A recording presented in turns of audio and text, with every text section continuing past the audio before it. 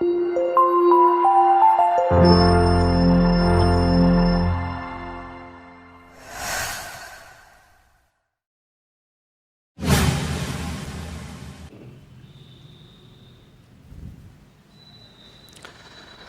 देखिए अगला केस देखते हैं। इसमें जब मिरर्स के बीच में जो अभी हम जितने भी क्वेश्चंस कर रहे थे उन सभी में दोनों मिरर आपस में क्या थे, पैरेलल। ये वाले केस थे जब मिरर पैरेलल थे, चाहे वो कोई सा भी था, चाहे दोनों इनफाइनाइट साइज के थे, चाहे कोई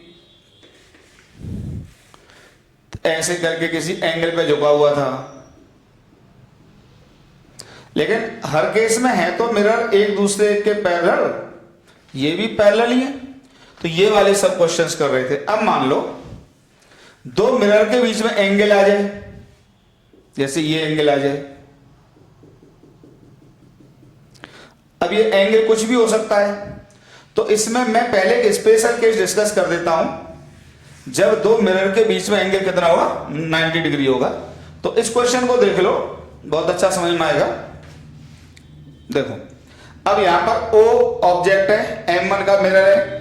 अच्छा इधर तो बेटा हम इनफाइनाइट साइज मानते हैं, यहां पर बस फाइनाइट, मतलब यहां से स्टार्ट हो रहा है और यहां पर इसको भी इनफाइनाइट मानते हैं, इसकी कोई टेंशन नहीं है, यहां से स्टार्ट हो रहा है। अब हमें इसमें फिर से डिस्कस करना है, discuss the number of images, कितने बनेंगे। तो बात वही आ जाती है, ये लाइन बड़ी महत्वपूर्ण हो जाती है, ये लाइन, ठीक है, ये लाइन, ठीक है। इसी के आधार पर चीजें बदल जाती हैं कि कितने इमेज बनेंगे कितने नहीं बनेंगे। तो देखो अब इधर देखो, अब इस लाइन के राइट में इंसिडेंट रे को लेके देखो, भले एक ले लिया करो, दूसरी रे तो उसके बगल से ही निकल जाती है। इवन एक रे लेने से ही फायदा होता है, ज्योमेट्री बहुत ज्यादा गंदी नहीं होती है, एक रे से इमेज बन जाती है। इतना एक्सपीरियंस तो हो गया अब आप लोगों को। जितना सामने ऑब्जेक्ट बी पीछे इमेज बन जाएगी, ये बनेगी भाई साहब इमेज I2, और ये रे यहां से ये निकल गई। अब ये रे कभी भी इस मिरर पर टकरा ही नहीं पाएगी। इसका मतलब हो गया कि I2 कभी भी M1 के लिए ऑब्जेक्ट का काम कर ही नहीं सकता। तो it can not be object, can not होगा केवल, can not object for M1। ये कभी भी M1 के लिए ऑब्जेक्ट हो ही नहीं सकता। और इधर कोई भी रेस पे जाएगी नहीं, यहां तो है ही नहीं ना मिरर। बिल्कुल उसी तरीके से अब मान लो ये ले ली, तो जितना सामने ऑब्जेक्ट उतना पीछे बेस। ये कितना सामने A, तो ये भी A, ऐसे चली जाएगी। इवन ये जो I1 की इमेज बनेगी, ये भी it can not object for M2, ये कभी भी M2 के लिए ऑब्जेक्ट नहीं हो सकता। अच्छा इसमें जो लिमिटिंग रे होगी वो ये होगी, तो ये ऐसे आके सीधे निकल जाएगी, इसी रास्ते से लौट जाएगी। इसमें लिमिटिंग रे ये होगी, ऐसे आएगी ऐसे ही चली जाएगी। तो अब आप बताइए टोटल नंबर ऑफ इमेजेस कितने बने, दो ही तो बने, एक ये और एक ये। क्लियर हो गया। ये यार फील्ड ऑफ व्यू के बेहतरीन कॉन्सेप्ट हैं। अगर फील्ड ऑफ व्यू में कोई वीकनेस है तो इसको समझने में हमेशा दिक्कत होती है। अच्छा इन क्वेश्चंस को मैं हमेशा अच्छा इसलिए मानता हूं, ये आईक्यू बेस्ड होते हैं। अगर आपका आईक्यू अच्छा है तो ये क्वेश्चन भाई साहब आपसे लगेंगे, नहीं तो ये फंसते हैं गारंटी से। आराम से समझ लीजिए, दो इमेज बनेंगी, ठीक है। अब मान लो इसी क्वेश्चन को मॉडिफाई करता हूं, मैं इसी में करता हूं, इसको उतार लो पहले, फिर मैं इसी में मॉडिफाई कर रहा हूं, ध्यान से देखना। उतार लो इसको बेटा, उतारिए, उतार लिया, ठीक। अब देखो मान लीजिए यार ये कंप्लीट होता, यहां भी कंप्लीट है, ठीक है, ये हमने इधर से भी कंप्लीट कर दिया। अब कहानी पलट जाएगी, ये दो तो होंगे ही होंगे, ये दो तो होंगे ही होंगे। अब इसमें आप ये समझो, देखना, ये तो दो बनी गए, ये तो बनेगा ही बनेगा, इसको I1 कह रहा हूं। पर अब आप देखिए, क्या यहां से कुछ रे ऐसे भी तो आएंगे, और रिफ्लेक्शन के बाद वो यहां पे ऐसे करके ले डॉट डॉट तो ये जाएंगे। मतलब इस रे के लिए क्या अब ये I2 इसके लिए ऑब्जेक्ट का काम करेगा? तो इसको अब यहां से हटा दो, तो अब ये ऑब्जेक्ट का काम करेगा, इट कैन बी या it may be, object B हटा दो फिर से, it may object for M, ये ऑब्जेक्ट का काम कर सकता है इसके लिए। अगर इसके लिए ऑब्जेक्ट का काम करेगा तो ध्यान से देखना, चाहो तो अलग से ड्रॉ कर लो, नहीं तो इतने समझदार हो। अब ये मिरर है तो ये ऑब्जेक्ट है, इसके कितना सामने बताइए, यहां से ये कितना है ए, तो ये तो वही वाला केस हो गया ना, जैसे ये छोटा सा मिरर होता और आप इसको समझिए, ये रे यहां से आ रही है, भले पीछे डॉट डॉट में है, लेकिन अब आप मिरर को एक्सटेंड करते हैं, बहुत अच्छे से बता चुके हैं, ये I2 है और इसके सामने कितना यहां से ये दूरी a, तो यार जो इमेज बनेगी वो उतना ही पीछे तो बनती है भैया, a पीछे तो बनेगी, और यहां से ये डॉट डॉट लेते हुए यहां से इस तरह से चली जाएगी, तो इसकी इमेज इसमें जो बनेगी वो ये बनेगी I2, ठीक, I2 डैश, ध्यान से सुनना। तो ये I2 डैश किससे है, due to second reflection, due to second reflection at M1, ये I2 डैश की जो इमेज है वो सेकेंड रिफ्लेक्शन M1 पे ये जो ले रही है ये रे निकल जाएगी। क्लियर हो गया, इसमें इमेज बन गई। अगर मान लो ये पॉइंट 0,0 होता और अगर मैं इसके कोऑर्डिनेट लिखता तो बताओ ये 0,0 है, ये दूरी कितनी a, तो x कोऑर्डिनेट कितना होगा -a और y कितना होगा -b, तो इसका y कोऑर्डिनेट होगा -b, क्योंकि ये दूरी ये यहां से b है, तो ये दूरी कितनी है b, या ये मान लो इसका ये कोऑर्डिनेट कितना होगा x होगा आपका b,0, तो इसका -a,-b। क्लियर हो गया। अब बिल्कुल इसी तरीके से थोड़ा डायग्राम बनाता हूं मैं,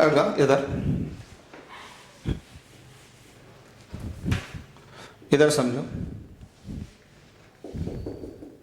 अब इस मिरर से समझना, ये था M1 M2, ये था M1 ऑब्जेक्ट, ये था, ये दूरी थी यहां पे A, ये दूरी थी B। अब देखो ऐसे ही यहां पर, यहां से भी तो रे आ रहे होंगे ये, और ये रे अब ये रिफ्लेक्शन के बाद यहां से आते दिखाई देंगे ये, तो यहां पे बनेगी I1, ये दूरी A, तो ये भी A, कोऑर्डिनेट लिखोगे तो क्या होगा, x होगा -a और y क्या होगा b, ठीक। अब देखो जब ये रे यहां पर पड़ रही है तो इस मिरर के लिए तो ये ऑब्जेक्ट का काम करेगा, तो अब इस समय ये it may be object for M2। Clear हो गया।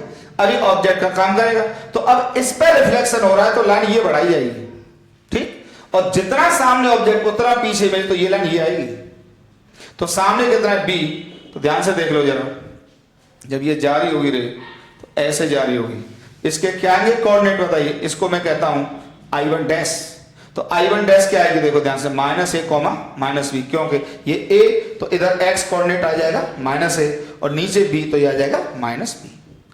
क्लियर हो गया। तो ये जो I1 डैश है वो क्या है, सेकेंड रिफ्लेक्शन, इस इमेज को मैं क्या कह रहा हूं, ड्यू टू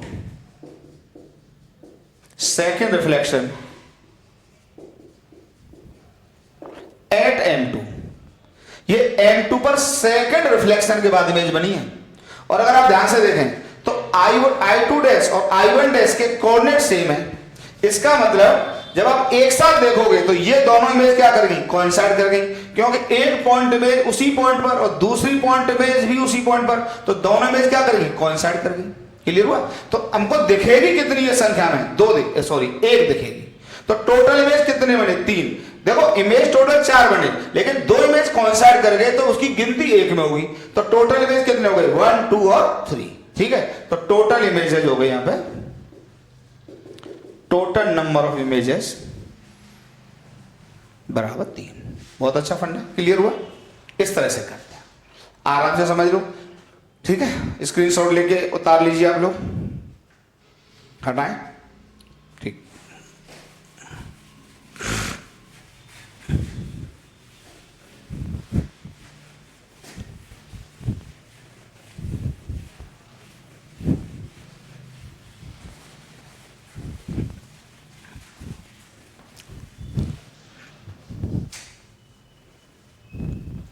अब इसमें एक बेहतरीन कॉन्सेप्ट समझाता हूं मैं, सर्कुलर कॉन्सेप्ट। तो सर्कुलर कॉन्सेप्ट,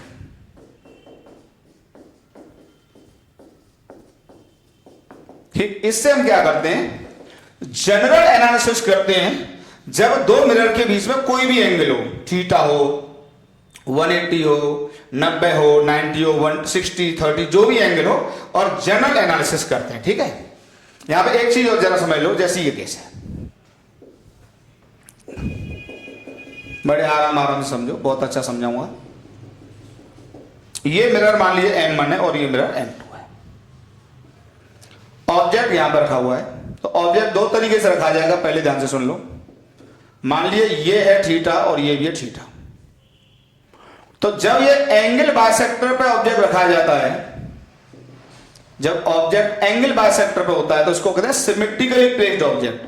तो ये कैसा ऑब्जेक्ट है, सिमेट्रिकली प्लेस्ड। ये नाम आएगा इन चीजों में, तो मैं पहले चीजों को रेडीमेड कर देता हूं। तो सिमेट्रिकली प्लेस्ड ऑब्जेक्ट कब कहलाता है, सिमेट्रिकली प्लेस्ड ऑब्जेक्ट तब होगा जब, याद कर लो, जब ऑब्जेक्ट दोनों मिरर के एंगल बाइसेक्टर पे होगा। ये लाइन क्या है, angle bisector, this line is angle bisector. तो जब ऑब्जेक्ट एंगल बाइसेक्टर पर होता है दोनों मिरर के, तो उसको कहते हैं सिमेट्रिकली प्लेस्ड ऑब्जेक्ट।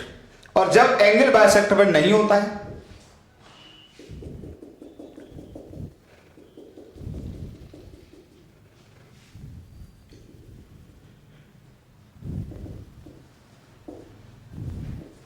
ये θ1 ये θ2, तो ये naught angle bisector, naught angle bisector of M1 and M2। इसको मैं M1 कह रहा हूं, इसको मैं M2 कह रहा हूं। अब ये एंगल बाइसेक्टर पे नहीं है, तो इसको कहते हैं अनसिमेट्रिकली, अनसिमेट्रिकली प्लेस्ड ऑब्जेक्ट। क्यों, अब ये एंगल बाइसेक्टर पर नहीं है। तो क्वेश्चंस में आएगा कि ऑब्जेक्ट सिमेट्रिकली प्लेस्ड है, आएगा ऑब्जेक्ट अनसिमेट्रिकली प्लेस्ड है। तो ये सब चीजें सर्कुलर कॉन्सेप्ट के क्वेश्चंस में यूज होती हैं। तो मैंने आपको पहले ही समझा दिया कि अगर ऑब्जेक्ट एंगल बाइसेक्टर पे है तो उसको क्या कहते हैं, सिमेट्रिकली प्लेस्ड ऑब्जेक्ट। और जब वो एंगल बाइसेक्टर पे नहीं है तो उसको क्या कहते हैं, अनसिमेट्रिकली प्लेस्ड ऑब्जेक्ट। ये फंडा क्लियर हो गया। दूसरा पॉइंट, ये रेडीमेड चीज है जो यहां पर मैं यूज करने वाला हूं क्वेश्चंस में। इसको हटा दूं, हैश बना के उतार लो इसको, स्क्रीनशॉट ले, हटा रहे हैं 1 2 3।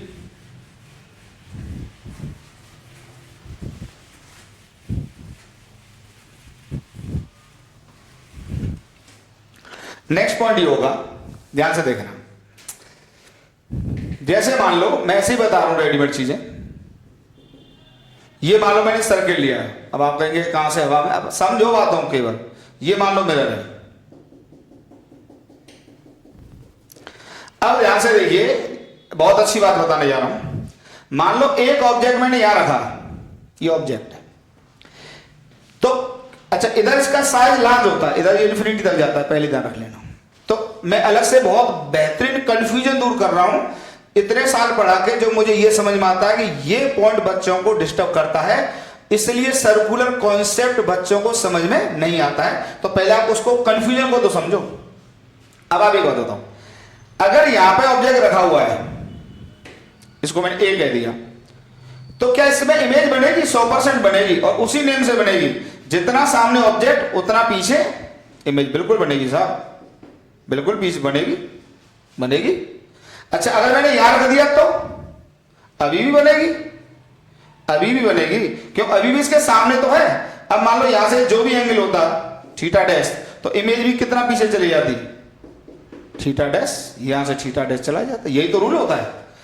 अगर इस तरीके से मैं करते करते, एक बात बताइए, अगर मैंने ऑब्जेक्ट को यहां पे सी पर रख दिया तो अभी भी इमेज बनेगी, लेकिन कितना पीछे बनेगी, यहां से मान लो ये एंगल है थीटा डबल डैश, तो इमेज आ जाएगी यहां पर, यहां पे इमेज आ जाएगी आई डबल डैश। ध्यान से देखिए, या इसको ए है तो इसको ए डैश कह दो, इसको बी कह रहे हो तो इसको बी डैश कह दो, इसको सी है तो इसको सी डैश कह दो, सी डैश। तो एंगल यहीं से देखा जाएगा। अगर ये थीटा डबल डैश तो ये एंगल यहां से थीटा डबल डैश होगा। बड़े ध्यान से देखिए, ठीक है। फाइनली बताइए, ऐसा करते करते फिर उसी को मैं यहां पर ड्रॉ कर रहा हूं।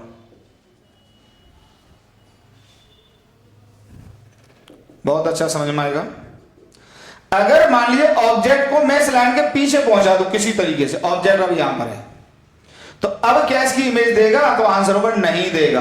बस इसी में इसका आंसर छुपा है। कहने का मतलब यह है कि मिरर के सामने ऑब्जेक्ट तभी तक इमेज देगा जब तक उसका एंगल 180 से कम है। अगर ये एंगल यहां पे, अब देखिए ये जो एंगल है यहां पे, ध्यान से देखना, ये जो एंगल है यहां पे, ये एंगल, अब ये जो एंगल है यहां पे थीटा, क्या ग्रेटर देन 180 हो गया? बेहतरीन कॉन्सेप्ट है भैया। अगर 180 से ज्यादा हो गया तो अब इस ऑब्जेक्ट की इमेज इस मिरर में नहीं मिलेगी। We can not get image of the object in the mirror. तो यार ये बड़ा क्रूशियल पॉइंट आ गया कि किसी भी ऑब्जेक्ट की इमेज मिरर में कब तक बन सकती है? जब तक मिरर से उस ऑब्जेक्ट का एंगल 180 डिग्री से कम होगा। अच्छा 180 पे क्या है? ये लिमिटिंग केस मान लेते हैं। अगर यहां होता तो लिमिटिंग केस मान लेते हैं, ठीक है। तो इस मान लेते हैं और इसको कई बार कंसीडर कर लेते हैं, कई बार नहीं करते। वो क्वेश्चन में कंफ्यूजन नहीं आएगा, 100% नहीं आएगा। पर 180 से ज्यादा होते ही इस बात की गारंटी है कि उस मिरर में ऑब्जेक्ट की इमेज नहीं मिलेगी, नहीं मिलेगी, नहीं मिलेगी। ठीक, ये फॉन्ट क्लियर हो गया? गिराओ, उतार लो आराम से, स्क्रीनशॉट ले तो उतारो आराम से।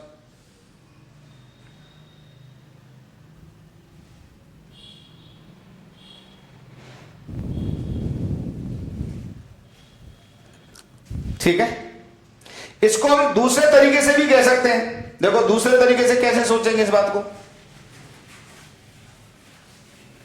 आप ये तो मैंने ऑब्जेक्ट से समझाया, आप इसको ऐसे भी समझिए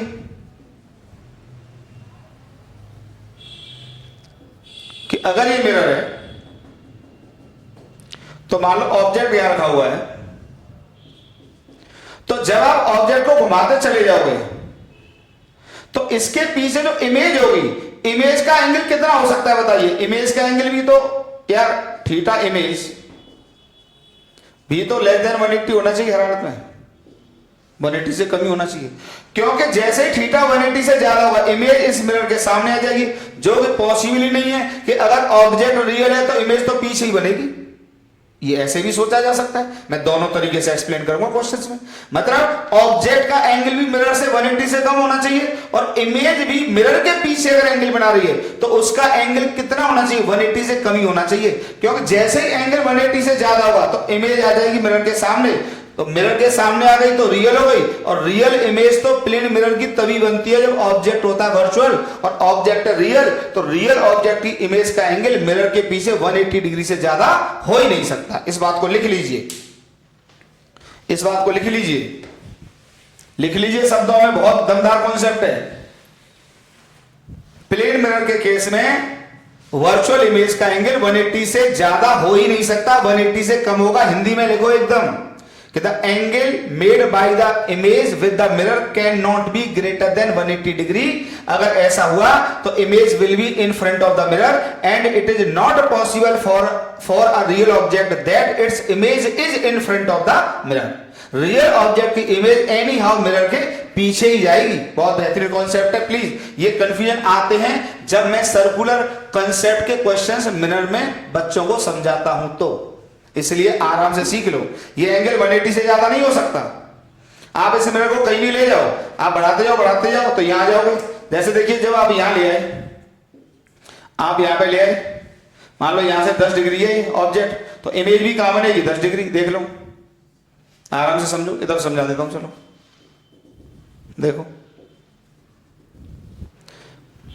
ये मिरर है, आप ये लाइन खींचो यहां, तो आप ऑब्जेक्ट को यहां ले गए, मान लो ये 10 डिग्री है, तो इमेज भी कहां बनेगी? यहां बनेगी 10 डिग्री पर, ये बनेगी इमेज। इसको और करोगे तो और पास आ जाएगी, लेकिन जैसे आप इसको अंदर ले जाओगे ये इधर आएगा, ऐसा पॉसिबल नहीं है। क्यों? ऑब्जेक्ट कैसा है मेरा? रियल ऑब्जेक्ट है। रियल ऑब्जेक्ट मिरर के सामने होगा और रियल ऑब्जेक्ट की इमेज वर्चुअली बनेगी जो कि मिरर के पीछे ही होगी। ये कैसी इमेज है? Virtual image. ऐसा हो ही नहीं सकता। ठीक है, एकदम क्लियर हो गई बात। चलिए एक बात और, बातों ही बातों में समझ में आई होगी। चलो अभी समझाता है, समझ में शायद नहीं आई होगी, रुक जाओ। तो ये बात जरा लिख लो कि इमेज का एंगल मिरर के पीछे 180 से ज्यादा नहीं हो सकता। मैं लिख देता हूं, वर्चुअल इमेज का एंगल मिरर के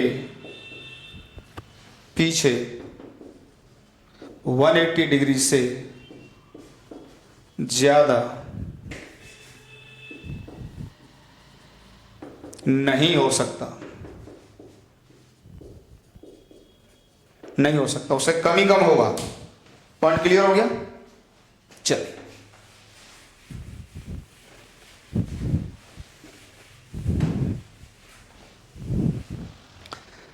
अब देखिए, मैं एक क्वेश्चन डिस्कस करता हूं, फंडा एकदम क्लियर हो जाएगा। ये दो मिरर हैं, इधर मिरर का साइज इनफाइनाइट है, इधर इनफाइनाइट, इधर साइज इनफाइनाइट। मान लीजिए यहां पे एक ऑब्जेक्ट रखा हमने 10 डिग्री पर, 10 ही ले लो चलो, इधर रखा 20 डिग्री पर।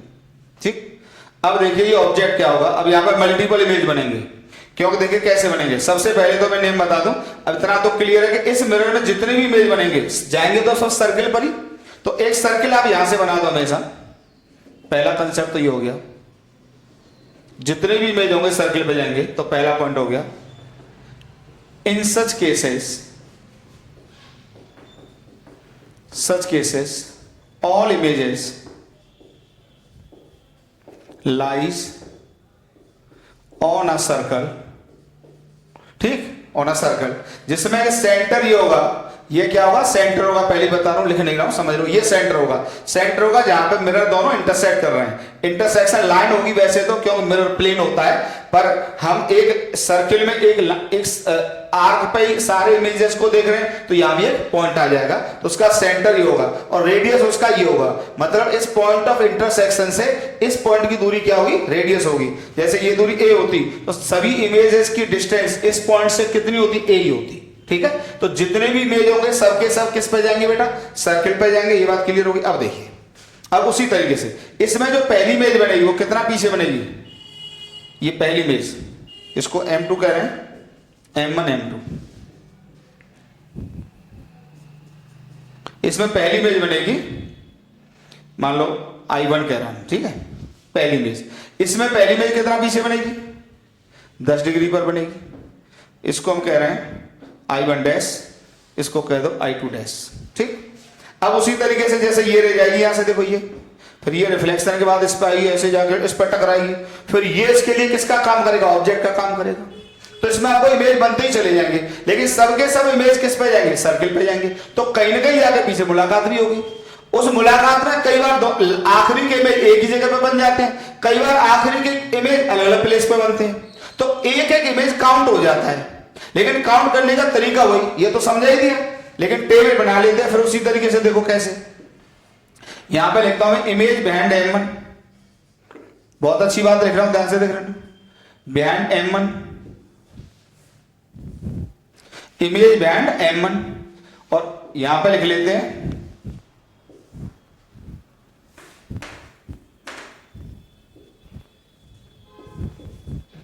Image behind M2। ठीक है, और यहां पे एंगल लिख दो दोनों के बीच का, दोनों मिरर के बीच का। जैसे मैंने आपको दो प्लेन मिरर थे, उनके बीच की दूरी लिख के टेबल तैयार की थी, कॉन्सेप्ट बताया था, उसी तरीके से यहां पर प्रोसीड करते हैं। इन दोनों के बीच का एंगल कितना हो जाएगा? 30 degree. Theta not equal to 10 plus 20 बराबर कितना? 30 डिग्री। ओके, अब बताइए इमेज पहली इमेज कितने पे बनेगी? 10 डिग्री पे बनेगी, और इसमें पहली इमेज कितने पे बनेगी? 20 डिग्री पर बनेगी। अब बताइए ये ऑब्जेक्ट का काम करेगा, तो एक तरह से बताओ, इस मिरर से कितना एंगल पीछे है? 20, 10 और 10 कितना? 40। तो इसके पीछे 40 पे जाएगा भाई। यहां से देखो ये कितना पीछे बताइए? 40 है ना, तो इमेज इसकी 40 पीछे जाएगी। मतलब जब ये ऑब्जेक्ट होगा M2 में रिफ्लेक्शन देगा, तो वही वाला केस, ये ऑब्जेक्ट होगा M2 में रिफ्लेक्शन देगा, तो इसमें इमेज जाएगी, तो 30 जोड़ दो तो कितना आ जाएगा? 40 आ जाएगा। क्लियर हो गया? उसी तरीके से अगर ये इसके पीछे कितना है बताइए? 20 डिग्री, और जब इसमें रिफ्लेक्शन देगा, मतलब ये इस पर टकराई आके, तो बताइए ये यहां से कितना पीछे होगा? देखो 10, 20 और 20 कितना हो जाएगा? ये 50 डिग्री। तो इसका मतलब ये ऑब्जेक्ट होगा, रिफ्लेक्शन इसमें देगा। एक एक बात क्लियर होती है? ये ऑब्जेक्ट और रिफ्लेक्शन इसमें, तो ये ऑब्जेक्ट और रिफ्लेक्शन इसमें, तो उसी तरीके से आप फिर इसमें 30 जोड़ दो तो कितना आ जाएगा? 50 डिग्री। फिर इस कर्व को आगे बढ़ाते जाते हैं। मैं ज्यादा ड्रॉ नहीं कर रहा, एक एक ड्रॉ करके समझा दूंगा, पहले बेसिक को जरा क्लियर कर लिया जाए। ओके, ये ऑब्जेक्ट और रिफ्लेक्शन M2 में देगा, तो ये इमेज बनेगी, तो फिर 30 जोड़ दो तो कितना आ जाएगा? 80। फिर ये ऑब्जेक्ट और रिफ्लेक्शन इसमें देगा, 30 जोड़ दो कितना आ जाएगा? 70। ये ऑब्जेक्ट और रिफ्लेक्शन इसमें कितना आ जाएगा? 100। ये ऑब्जेक्ट रिफ्लेक्शन इसमें 30 जोड़ो 110। ये ऑब्जेक्ट रिफ्लेक्शन इसमें 30 जोड़ो 140। ये ऑब्जेक्ट रिफ्लेक्शन इसमें M1 में ये 130। ये ऑब्जेक्ट रिफ्लेक्शन इसमें फिर 160। ये ऑब्जेक्ट रिफ्लेक्शन इसमें कितना आ गया? 170। अब देखिए, तो थोड़ी जगह नहीं है मेरे पास, मैं अगले एग्जांपल में समझा दूंगा। अगर मैं अगली बार जाता हूं तो अगर ये ऑब्जेक्ट होगा और रिफ्लेक्शन M2 में होगा, तो जैसे ही 30 जोड़ोगे ये हो जाएगा 200। लेकिन अभी अभी समझाया था, किसी भी मिरर के, जैसे ये सारे इमेज M1 के पीछे, तो M1 के पीछे मैक्सिमम एंगल कितना हो सकता है बताओ यार? 180 हो सकता है ना भाई। जो मैक्सिमम एंगल हो सकता है थीटा मैक्स, वो तो 180 हो सकता है ना। बिल्कुल उसी तरीके से M2 के पीछे भी जो मैक्सिमम एंगल हो सकता है, ये एंगल, ये थीटा मैक्स, बहुत आसान है, ये भी 180 हो सकता है ना। तो M1 के मैक्सिमम पीछे, या ये कहो कि सर ये टेबल रुकेगी कहां पर जाके, तो जब एंगल 180 डिग्री हो जाए उससे पहले तक इमेज काउंट कर लो, क्योंकि M1 के पीछे 180 डिग्री से पहले तक के इमेज का फॉर्मेशन तो पॉसिबल है, लेकिन 180 से ज्यादा का पॉसिबल नहीं है। इससे पहले समझाया, इसलिए समझाया था। क्लियर हो गई बात? इसी तरीके से M2 के पीछे 180 से पहले रुकना पड़ेगा, तो जैसे ही अब इसमें 160 में 30 जोड़ोगे तो 190 हो जाएगा, तो रुकना पड़ेगा। मतलब ये आखिरी इमेज है, यही वाली, ये आखिरी इमेज है। हाँ, कई बार आखिरी के इमेज कोइंसाइड कर जाते हैं, वो कोइंसाइड किए कि नहीं किए, ये कैसे फाइंड आउट करते हैं ये भी अभी समझाता हूं। लेकिन ये इमेज कई बार कोइंसाइड कर जाते हैं, कई बार कोइंसाइड नहीं करते। ठीक है, तो अब बताइए टोटल इमेज कितने बने? 1 2 3 4 5 6 इधर बने, और इधर कितने बने? 1 2 3 4 5 6 6 पीछे बने, किसके? M2 के। तो M2 के पीछे भी 6 बने और M1 के पीछे भी 6 बने। लेकिन लास्ट इमेज हो सकता है कोई वही इमेज M1 के पीछे और वही इमेज M2 के पीछे, तो हो सकता है इसका आंसर 12 हो। 12 कब होगा? 12 आंसर कब होगा? जब आखिरी के इमेज कोइंसाइड नहीं किए होंगे। और हो सकता है आंसर 11 हो। 11 कब होगा? जब आखिरी के इमेज क्या करेंगे होंगे? कोइंसाइड, क्योंकि इसमें जो इमेज है वही इसमें है। वो कैसे क्लियर करेंगे अभी हम बताते हैं। पहले मेथड क्लियर हुआ कि इमेज का फॉर्मेशन इन केसेस में, जब दो मिरर के बीच में एंगल थीटा होता है और ऑब्जेक्ट इस तरीके से रखा होता है, तो ऑल इमेजेस सर्किल पे जाते हैं और दोनों मिरर के पीछे इमेज की एंगुलर पोजीशन किस कंसेप्ट से फाइंड आउट करते हैं। और ये भी समझ में आ गया कि 180 से पहले क्यों रुक जाते हैं। क्या एक एक बात क्लियर हो गई आपको? एग्जाम्पल समझिए जरा, उतारिए इसको, स्क्रीनशॉट लो, स्क्रीनशॉट लो, एक एक बात समझाऊंगा। हटा दो, चलिए।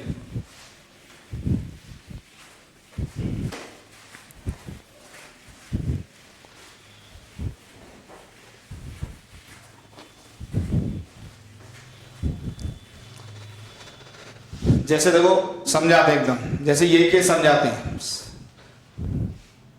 मान लो दो मिरर के बीच में एंगल 90 डिग्री है, एक के बात समझ में आएगी। ठीक है, अब मान लीजिए 90 ऑब्जेक्ट को मैंने यहां रख दिया, ये 30 ले लिया और ये 60 ले लिया। ठीक, इस मिरर को मैं M1 कह रहा हूं, इस मिरर को मैं M2 कह रहा हूं। अब हमें M1 M2 के पीछे इमेजेस की पोजीशन फाइंड आउट करनी है। तो सबसे पहले टेबल, यहां पे लिखेंगे इमेजेस बिहाइंड M1, यहां पे लिखेंगे इमेजेस बिहाइंड M2, ठीक। और यहां पे दोनों के बीच का एंगल कितना है, theta naught 90 degree. Okay, object symmetrically placed है, अनसिमेट्रिकल, तो आंसर होगा अनसिमेट्रिकल, क्योंकि ये दोनों एंगल बराबर नहीं है, एंगल बाइसेक्टर पर ऑब्जेक्ट नहीं है, तो मिरर जो ऑब्जेक्ट है वो अनसिमेट्रिकली प्लेस्ड है। ओके, अब देखिए M1 के पीछे जो पहली इमेज जाएगी, अब देखो मैं प्रॉपर एंगल को डिवाइड कर देता हूं, ठीक है, समझ में आ जाएगा अच्छे से। जानबूझ के मैंने 90 डिग्री लिया जिससे कि मैं ड्रॉ कर पाऊं अच्छे से। तो पहली इमेज जाएगी 30, ये आ गई इमेज, इसको आप I1 कह दो। इसके पीछे पहली इमेज जाएगी,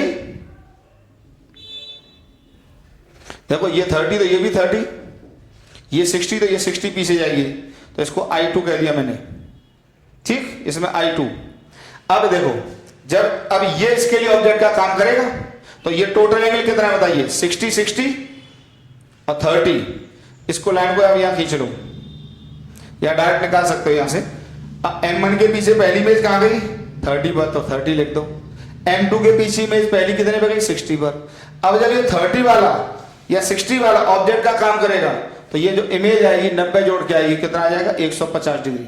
और जब 30 वाला ऑब्जेक्ट का काम करेगा, ये ऑब्जेक्ट का काम करेगा इस मिरर के लिए, मतलब ये ऑब्जेक्ट है और रिफ्लेक्शन इससे हो रहा है, तो ये आ जाएगा पीछे इसके 30 + 90 120, ठीक। फिर नेक्स्ट में क्या है, आप 90 जोड़ोगे तो ये कितना आ जाएगा, 90 जोड़ोगे 240, और ये 120 में 90 जोड़ोगे तो ये आ जाएगा 210 डिग्री। यहां पर रुकना पड़ेगा क्योंकि ये एंगल क्या हो गया, ग्रेटर देन 180 डिग्री हो गया, और ये भी एंगल क्या हो गया, ये ग्रेटर देन 180 डिग्री हो गया। तो ये तो ना ये लिया जाएगा ना ये लिया जाएगा। इमेज कितनी बनी, ये बनी, ये बनी, ये बनी, ये बनी, लेकिन आखिरी की इमेज हो सकता है कोइंसाइड कर जाए। इसको जरा मैं चेक करवाता हूं कैसे, देखिए इस 120 का मतलब क्या है, प्लीज यार किताब से पढ़ोगे रटा रहता है, कुछ नहीं पढ़ने पड़ेगा, एक एक बात आसानी से समझो, फील करा देंगे फील। देखो ये 120 का मतलब क्या है, ये 120 क्या है यार, बिहाइंड M2 है ना यार, बिहाइंड M2 यही तो मतलब बता रहा हूं। और ये क्या 150 बिहाइंड M1 है। जरा देखते हैं कहां भाई, M2 कौन सा था, ये था। अब इसके पीछे 120 का एंगल ढूंढो जरा, देखो 60 ये, 30 ये भी 30, तो M2 के पीछे मैं कितना एंगल सर्च कर रहा हूं, 120, तो 60 और 60 ये आ गया, ये इमेज आ गई। तो यहां से ये जो एंगल आ गया M2 के पीछे, ये 120 आया, बड़े आराम से देखो, ये 120 आया, यहां बना देता हूं, ये एंगल 120 आया यहां से, ऐसे ही समझ में आता भैया, ये इमेज आई। तो ये इमेज ये वाली है, इसको मैं कह देता हूं, चलो मैंने क्या कहा इसको, I1 को, I1 कहा इसको, उसको कहा मैंने I2, इसको मैं कहता हूं I3, इसको कहता हूं चलो I4, आराम आराम से। तो I3 वाली इमेज ये आ गई, फंडा क्लियर, I3 वाली इमेज आ गई, क्योंकि I3 वाली इमेज नहीं, गलती लिख दी, I4, क्योंकि M2 के पीछे, ये M2 के पीछे। अब मैं जरा I3 वाली इमेज को ढूंढता हूं, उल्टा लिख दिया, 150 बिहाइंड, ठीक है। अब 150 वाली इमेज को देखता हूं, तो 150 वाली इमेज कहां है, M1 के पीछे 150 डिग्री जाना है ना, तो M1 के पीछे 150, देखो कैसे जाएंगे, यहां तक कितना हो गया, 90 हो गया, और ये 60 है, तो 90 + 60 150। तो जब यहां से आप देखोगे इसको, देखना यहां से, ये मेरे हिसाब से ये भी यहां से 150 आ रहा है। तो अब बताइए यहीं पे कौन सी इमेज बन गई, I3 बन गई। तो क्या I4 I3 दोनों कोइंसाइड कर गए, आ गया मजा। आप देखिए ना कि M2 के पीछे 120, M2 के पीछे 120 ये, और M1 के पीछे 150, दोनों की पोजीशन सेम है। इसका मतलब आखिरी की इमेज क्या कर गए, कोइंसाइड कर गए। इसका मतलब ये हुआ कि इमेज कोइंसाइड कब करेगी, देखो M1 के पीछे का एंगल देख लो और ये देख लो, और इन दोनों के मिरर के बीच का एंगल देख लो, दोनों मिरर के बीच का एंगल देख लो, दोनों मिरर के बीच का एंगल। तो ये एंगल यहां तक देखना, देखो ये एंगल यहां तक, प्लीज ये एंगल यहां तक, और ये यहां तक, और ये यार इन तीनों का सम 360 होगा। अगर तीनों का सम 360 आ गया तब तो गारंटी से आखिरी की इमेज क्या करेंगे, कर जाएंगे कोइंसाइड, अदरवाइज नहीं करेंगे। कि भाई अगर ये मान लो 360 से कम होता, I3 यहां होती, तो ये एंगल 150 से कम होता, और 150 से कम होता तो इसका और इसका सम लेते तो 360 से कम आ जाता। तो इसको किताब में रटा हुआ लिख देते हैं कि अगर दोनों मिरर के पीछे का angle plus angle between the mirrors 360 आ जाए तब तो लास्ट इमेज कॉन्साइड करते हैं, अदरवाइज कॉन्साइड नहीं करते। लेकिन मैंने आपको फील करा दिया कि क्यों कॉन्साइड कर जाते हैं, क्योंकि देखो ये इसके पीछे एंगल और ये इसके पीछे कॉन्साइड कर रहे हैं और ये 360 होगा तो कॉन्साइड कर जाते हैं। तो मैं लिख देता हूं इस बात को, इसको उतारिए यहां से और यहां लिखता हूं इसको हटा के, ठीक।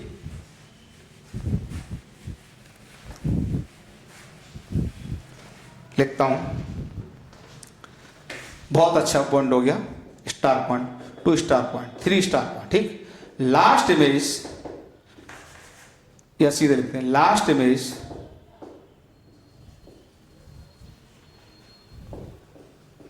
behind M1 will coincide with the last image behind M2। M1 के पीछे की लास्ट इमेज M2 के पीछे की लास्ट इमेज से कब कोइंसाइड करेगी? If θ1 plus θ2 plus θ0 equal to 360। θ1 क्या है? Last angle behind M1। θ2 क्या है? Last angle behind M2। और θ0 क्या है? Angle between the mirrors. फंडा क्लियर? अगर ये तीनों का सम 360 डिग्री हो जाता है तो लास्ट इमेज दोनों मिरर में क्या कर जाते हैं? कॉइंसाइड कर जाते हैं। क्वेश्चन देखेंगे तो एकदम क्लियर हो जाएंगी चीजें, ठीक है।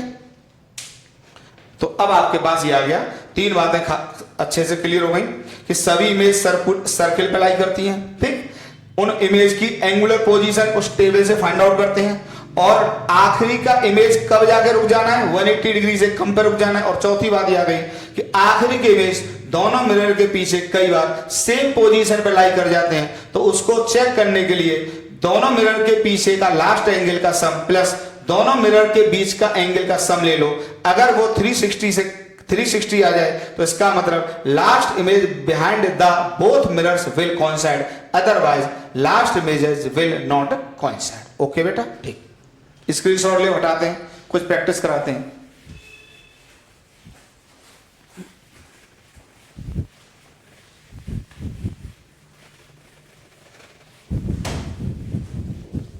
कुछ प्रैक्टिस कराते हैं।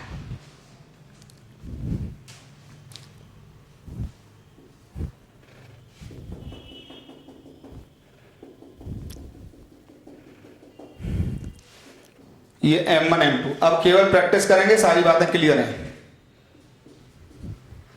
मान लीजिए ऑब्जेक्ट यहां है, कुछ भी ले लो, ये आप 30 डिग्री ले लो, ये आप 40 डिग्री ले लो, ठीक है। इसका मतलब दोनों मिरर के बीच में ये ऑब्जेक्ट है, θ0 कितना है? 70 डिग्री। ओके, अब हमें जितनी भी इमेज है, तो देखो इमेज सब जाएंगे कहां? ऑब्जेक्ट से सर्किल पास करा दो, सेंटर ये जितने इमेज है सब इस पे जाएंगे, सर्किल पे। ये फंडा क्लियर आ गया? ये उस सर्किल का क्या होगा? सेंटर। और यहां से यहां तक की दूरी क्या होगी? उसकी रेडियस। ओके, अब देखिए टेबल बनाएंगे, बहुत आसान। यहां पे लिखेंगे M1 के पीछे, चलो बिहाइंड M1। यहां पे लिखेंगे बिहाइंड M2 और यहां पे दोनों के बीच का एंगल θ0। θ0 कितना होगा? 70 डिग्री होगा। अब M1 के पीछे फर्स्ट इमेज कितने पीछे जाएगी? पहली इमेज, ये तो कल से बता रहा हूं मैं आपको, पिछले शुरुआत से ही बता रहा हूं। यहां पर कितना आ जाएगा? 30। तो पहली इमेज जाएगी 30 डिग्री पर। इसके पीछे पहली इमेज कितने पे जाएगी? 40 डिग्री। अब वही बात, इस पॉइंट को भी ध्यान से सुनो, ये ऑब्जेक्ट और रिफ्लेक्शन इसमें, ये पॉइंट क्लियर है? ये ऑब्जेक्ट और रिफ्लेक्शन इसमें कितना जोड़ेंगे? 70 तो 100 डिग्री। ये ऑब्जेक्ट रिफ्लेक्शन M1 में कितना आ जाएगा बताइए? 70 प्लस 40 110। ये ऑब्जेक्ट रिफ्लेक्शन इसमें कितना जोड़ेंगे? 180। ये ऑब्जेक्ट 170। बस इसमें रुक जाओ, स्टॉप। क्यों? 180 अब जोड़ते ही 180 से ज्यादा, इसमें जोड़ते ही 180 से ज्यादा। लेकिन ये इसको देख लेते हैं कि ये कहाँ है और ये कहाँ है, जरा देखते हैं दोनों को, ठीक है। अच्छा 180 डिग्री तक लेते हैं, इसमें कंफ्यूजन मत लाना कि सर से कम लेते हैं ज्यादा, नहीं, इस तक लेते हैं। तो बताइए टोटल इमेज कितने बने यहाँ पे। अच्छा पहले ये देख लो कि लास्ट इमेज कोइंसाइड करेंगे कि नहीं करेंगे। तो देखो फॉर लास्ट इमेजेस,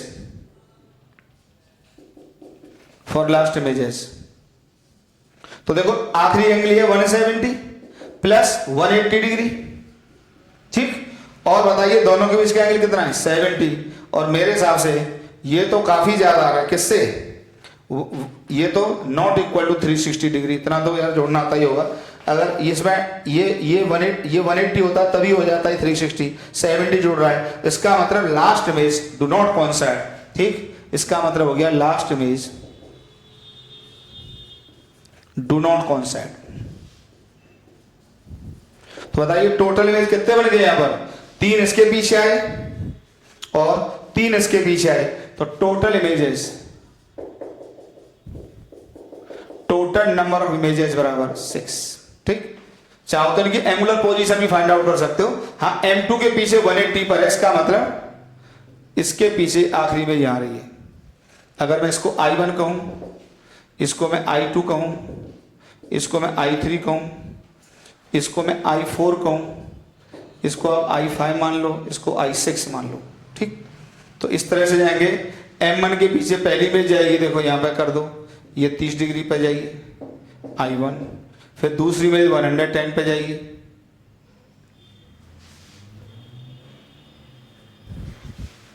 पे यहां कहीं आ जाएगा, ठीक। ये एंगल 110 डिग्री, फिर 170 पे जाएगी, तो 170 यहाँ कहीं जाके होगा, यहाँ से जाएंगे ये 170, इस इमेज का नाम क्या होगा I3। इसी तरीके से इसके पीछे चले जाओ, ठीक। इसके पीछे जाएंगे, पहली इमेज कहाँ पर होगी 40 पर होगी, तो 40 यहाँ कहीं आ जाएगा, I4 होगा, तो ये एंगल होगा 40 डिग्री।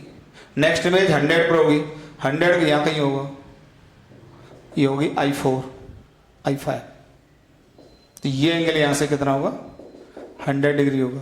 और नेक्स्ट होगी 180, मतलब इसके पीछे 180 का मतलब इसके पीछे 180, ये आ जाएगा लगभग, ये आ गया। तो ये कौन सी है I6, तो ये एंगल यहाँ से ये 180। आप आराम से देख सकते हो ये दोनों इमेज आपस में कोइंसाइड नहीं कर रही है। क्लियर हुआ, ये बड़ा क्रूशियल पॉइंट है, आखिरी लास्ट दोनों इमेज कोइंसाइड नहीं कर रहे हैं, ठीक है। ये लिमिटिंग इमेज होता है, अगर इस तरह का केस है 180 आ गया तो इसको काउंट करते हैं, ठीक है। क्लियर, हटाएं।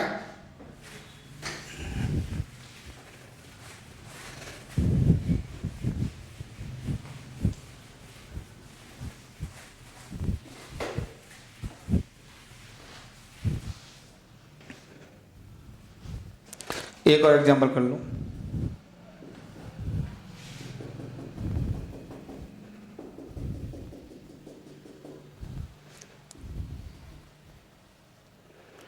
ये मान लीजिए 30 डिग्री, ये भी 30 डिग्री, दोनों सेम ले लिए, M1 M2। चलिए अब देखिए, सबसे पहले जितने इमेज होंगे ये ऑब्जेक्ट है, तो यहां से एक सर्कल खींच दो। अब मैं ड्रॉ नहीं करूंगा, अब मैं बस टेबल बना के छोड़ दूंगा, ठीक है। बस लास्ट इमेज को समझा दूंगा दोनों में, ठीक है। अब देखिए टेबल रेडी करो, यहां पे M1, यहां पे थीटा नॉट कितना 60 डिग्री, और यहां पे M2। M1 के पीछे पहली इमेज बताइए कितने पे जाएगी 30 पर, M2 के पीछे भी 30 पे जाएगी। ये ऑब्जेक्ट, ये इमेज, ये एरो बनाना तो आएगा वो अच्छे से। 60 जोड़ दो 90 डिग्री, इसमें 60 जोड़ दो 90 डिग्री, फिर अगली इमेज 60 जोड़ दो 150 डिग्री, 150 डिग्री, फिर 60 जोड़ दो 160 जोड़ दे कितना आ जाएगा बताइए 210 डिग्री, ये भी 210 डिग्री, यहाँ पे रुकना पड़ेगा, यहाँ पे भी रुकना पड़ेगा। तो इमेज कितने होंगे, ये I1, इसको I2 कह दो आप, इसको I3 कह दो, इसको I4 कह दो, इसको I5 कह दो, इसको I6 कह दो। तो टोटल इमेज कितने बने बताइए 6 बने।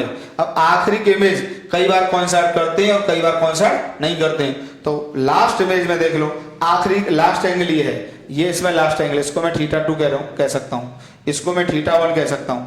अगर इनका सम और एंगल बिटवीन द मिरर्स 360 आ जाए तो ये इमेज एक ही पोजीशन पर होंगे। अभी दिखा देता हूं, तो देखिए कितना आ जाएगा, 150 प्लस 150 प्लस 60, बताइए कितना आ जाएगा, ये आ गया 360, ये 360 आ गया, 360 आ गया। इसका मतलब लास्ट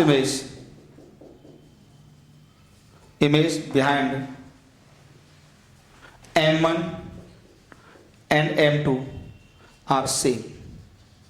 तो बताइए टोटल इमेजेस कितने बने, इसमें आंसर 5 आएगा। तो total number of images equal to 5। Clear हुआ बेटा फंडा? अब लास्ट इमेज बस देख लो, क्लियर हो जाएगा। अब देखो लास्ट इमेज देखने के लिए अब M2 के पीछे जाना है, तो ये लाइन खींच दो यहां से। भाई M2 के पीछे 180 तक जा सकते हैं और M1 के पीछे भी 180 तक जा सकते हैं। ये यहां पे M2 की लाइन है, ठीक है। अब M2 के पीछे हमें जाना कितना है, हमको एक 150 जाना है, तो 150 कितना होगा, देखो यहां तक तो 180 हो गया, फिर इसमें से लौट के आएंगे कितना 30, अब 30 लौट के आएंगे, 30 वाली लाइन ये है। इसका मतलब ये हो गई इमेज कौन सी वाली, I3। तो ये M2 के पीछे देख रहे हैं, तो ये हो गई I6, ठीक। ये यहीं पर आप रुक जाइए, तो ये आ जाएगा एंगल 150 डिग्री। अब आप उसी तरीके से, क्योंकि ये 30 था यहां पर, ये 30 तो ये 30, ये 30 तो ये भी 30, ये 30, ये 30, ये 30, ये 30, 30 डिग्री। अब आप M1 के पीछे भी जाइए। अब M1 के पीछे देखो, अगर यहां तक जाओगे तो कितना हो जाएगा 180, तो यहीं तक जाएंगे, तो देखो ये जो आ जाएगा ये 150 होगा यहां से। तो यही इमेज यहां पर कौन सी आ गई, लास्ट वाली, ये आ गई I3, ये I3 आ गई। अब बताइए I3 और I6 दोनों क्या कर रही हैं, कोइंसाइड कर रही हैं, दोनों एक ही जगह पर आ रही हैं। इसका मतलब लास्ट वाली इमेज दोनों मिरर में क्या कर गई, कोइंसाइड कर गई। तो इसलिए इसको हम एक काउंट करेंगे, बनी भले ही दो हैं पर इमेज काउंट एक होगी। तो टोटल इमेज कितने बने, बाद बाकी इनकी पोजीशन तो निकाल ही सकते हो, सब लिखिए 30 90 30 90 दोनों क्लियर है, ठीक। हटा दें, हटा दें भाई, ठीक है।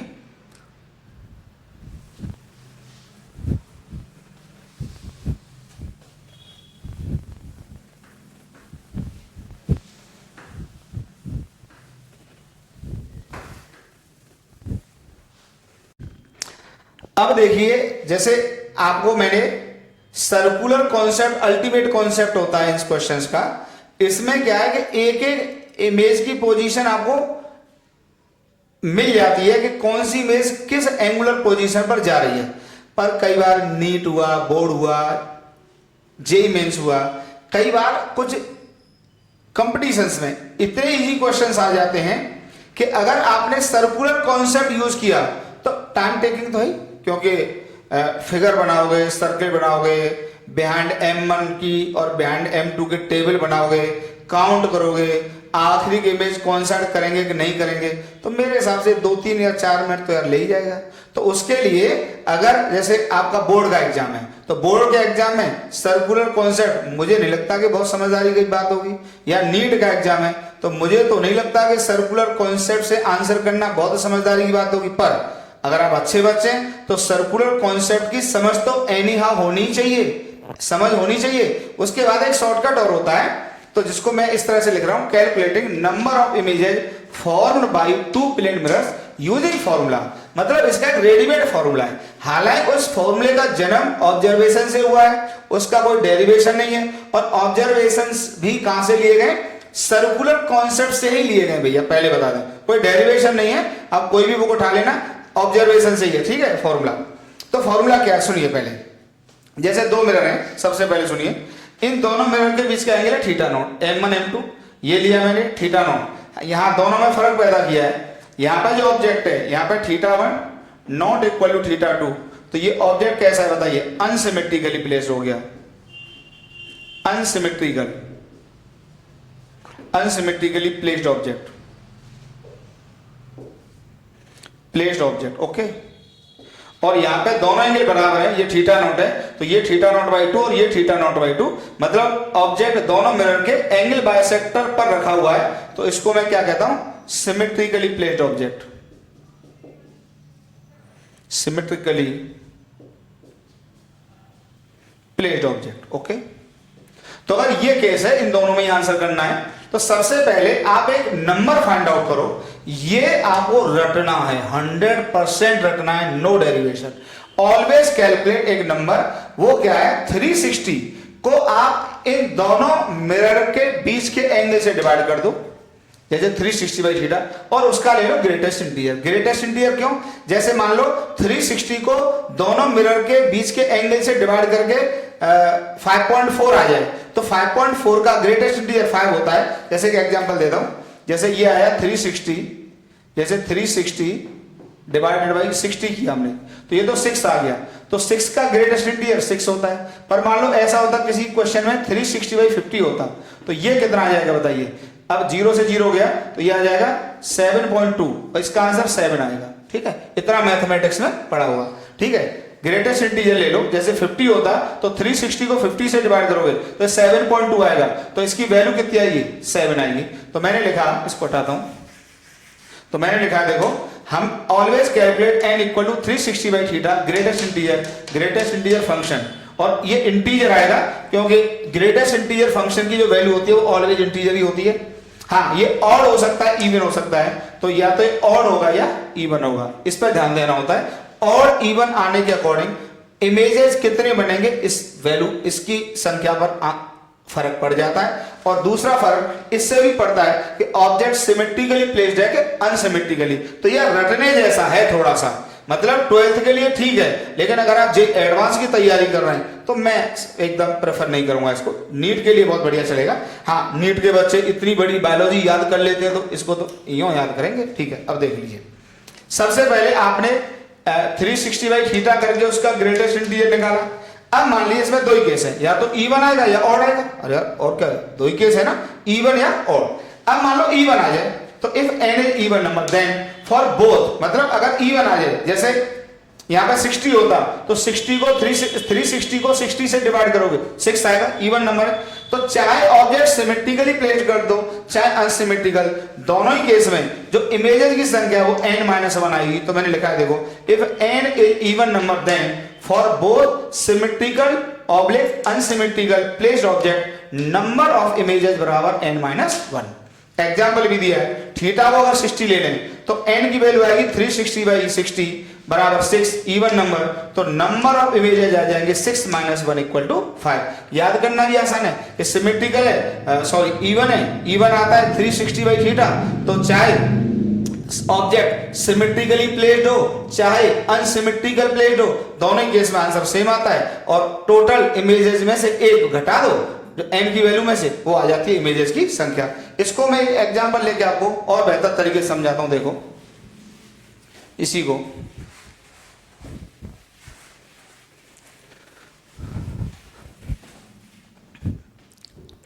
जैसे मान लीजिए, जगह तक भी कर लेते हैं।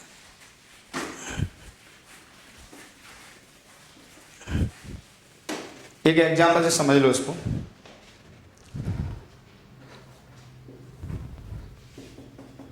ये m1 m2, अब मान लीजिए यहां पर तो ऑब्जेक्ट को मैंने सिमेट्रिकली रख दिया, ये भी 30 डिग्री ये भी 30 डिग्री। ओके, तो अब यहां पर पहले एक रख दिया मैंने,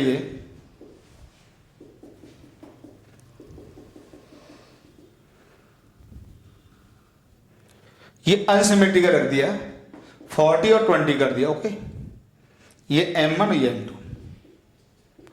अब मुझे पता है दोनों ही केस में यहां पर भी नंबर ऑफ इमेजेस अभी अभी कितने आए, number of images equal to 5। सीधे आंसर है 60 है, 360 को 60 से डिवाइड करो 6 आएगा, इंटीजर है, इवन इंटीजर है। तो चाहे ऑब्जेक्ट सिमेट्रिकल हो चाहे अनसिमेट्रिकल हो चाहे सिमेट्रिकल हो, दोनों में आंसर 6 - 1 इक्वल टू 5 आएगा। यहां पर भी नंबर ऑफ इमेजेस कितने आएंगे,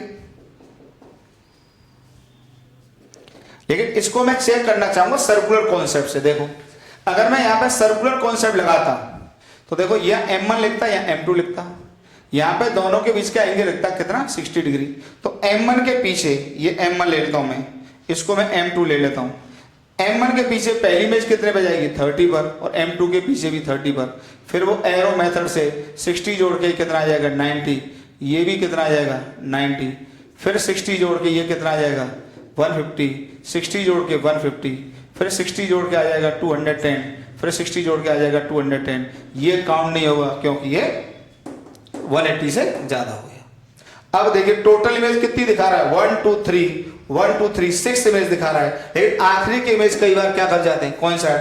तो बताइए लास्ट इमेज को देखना है तो देखो कैसे देखेंगे, 150 इसके पीछे लास्ट वाला एंगल θ1, इसके पीछे लास्ट वाला एंगल θ2, 150 प्लस दोनों मिरर के बीच का एंगल ये कितना 60, और मेरे हिसाब से 360 आता है। इसका मतलब लास्ट इमेज क्या कर गए, कोइंसाइड कर गए, तो ये एक ही इमेज है इसलिए वो n-1 होता है। तो बताइए इमेज कितने बने, 5 बने, कंफर्म हो गया। यहां पर भी देख लो, अगर ये भी होता तो देखो 1 मिनट में टेबल बनाइए, यहाँ पे m1 लिखो, यहाँ पे m2 लिखो, और यहाँ पे दोनों के बीच का एंगल कितना 60 डिग्री। m1 के पीछे पहली इमेज कितने पे जाएगी बताइए, 40 पर। m2 के पीछे पहली इमेज 20 डिग्री पर। ये ऑब्जेक्ट इमेज बहुत देर से पढ़ा रहा हूँ, 20 प्लस 60 करोगे 80 आ जाएगा, 60 प्लस 40 कितना करोगे 100 आ जाएगा। फिर अगली इमेज ये आ जाएगी कितनी, एक 160, ये आ जाएगी कितनी 140, ठीक। फिर अगली इमेज 160 और इसमें जोड़ोगे तो ये आ जाएगा 220, फिर इसमें 60 जोड़ोगे 200, फिर ये कैंसिल होगा, ये भी कैंसिल होगा क्योंकि ये 180 से ज्यादा हो गया। टोटल इमेज कितने बने, 1 2 3 6 बने, लेकिन आखिरी का इमेज तो इसको मैं क्या कहता हूं बताइए, θ1 कहता हूं, इसको क्या कहता हूं, θ2 कहता हूं। तो लास्ट इमेज के लिए क्या करते हैं, 160 प्लस 140 लास्ट एंगल और दोनों मिरर के बीच का एंगल यहां भी कितना है 60, ये फिर से कितना आ रहा है बताइए 360 आ रहा है। 360 आने का मतलब ये दोनों इमेज एक ही पोजीशन पर जा रहे हैं, इसका मतलब लास्ट के इमेज दोनों में क्या करेंगे, कोइंसाइड। तो थीटा इक्वल टू 360 के लिए सिमेट्रिकल ये और अनसिमेट्रिकल ये दोनों के लिए मैंने फॉर्मूले से इमेजेस निकाले, जिसको मैंने सर्कुलर कॉन्सेप्ट से आपको कंफर्म किया कि वाकई में इतने इमेज आ रहे हैं। फंडा क्लियर हुआ।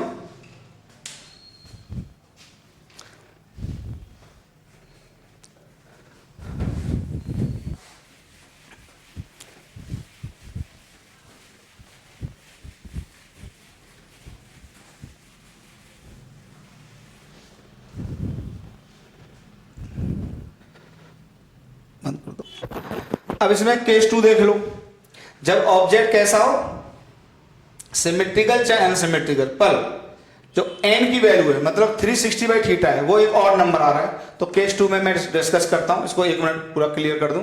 तो देन अगर n और नंबर आ रहा है ग्रेटेस्ट इंटीजर लेने के बाद, एग्जांपल के लिए मैं पहले ही समझा दूं, जैसे θ0 40 लिया, 50 लिया,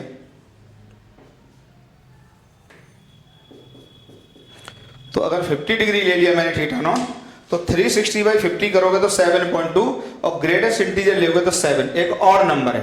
तो अगर और नंबर होगा तो ऑब्जेक्ट इज सिमेट्रिकली प्लेस्ड होगा, तो नंबर ऑफ इमेजेस n-1, मतलब इमेज की संख्या 1 से कम हो जाती है।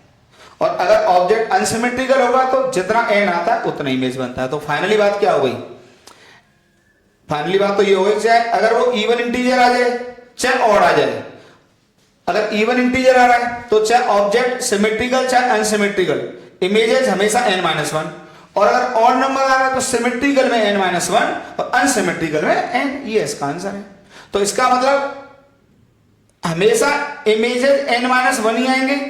n इमेज वाला याद कर लो, n इमेज केवल कब आते हैं, जब n की वैल्यू ऑड हो और ऑब्जेक्ट अनसिमेट्रिकल हो, ये याद करना बहुत आसान है। तो n आता है, बचे हुए सब केसेस में इमेजेस n-1 आते हैं, इससे आसान कुछ नहीं है। फिर अगर आखिरी में पूरी समरी देखो तो मतलब n देखो, इमेज या तो n होंगे या n-1, n केवल कब होंगे, वो एक ही केस है जब n की वैल्यू ऑड हो और ऑब्जेक्ट अनसिमेट्रिकल प्लेस्ड हो, बस ये याद कर लो। क्लियर हो गया। तो देखो मैंने थीटा को 50 लिया, 7.27 और नंबर, अगर object is for symmetrically placed तो number of images will be 7-1 equal to 6, और अगर ऑब्जेक्ट अनसिमेट्रिकली प्लेस्ड तो number of images equal to 7।